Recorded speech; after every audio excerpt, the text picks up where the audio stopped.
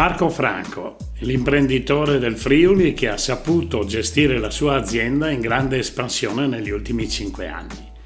Forse questo grazie alla sua interpretazione di collaboratori. Lui intende i suoi collaboratori come una grande famiglia. Julia Gas ha avuto una crescita esponenziale appunto negli ultimi 5 anni. Ciao carissimo Bruno, è sempre un piacere averti qui con me.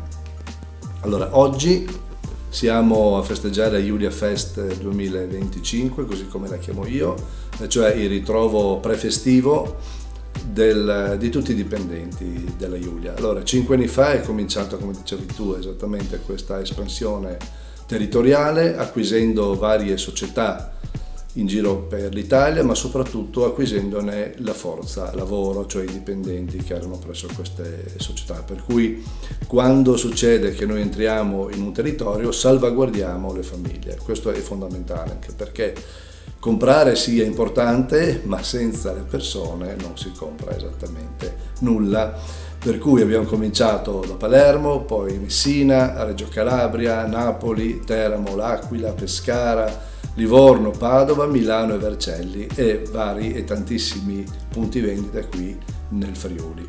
Julia Gas è l'espressione di un'azienda che vuole avere un respiro italiano, nazionale quindi, però mantenendo i valori della piccola società e della piccola gestione familiare.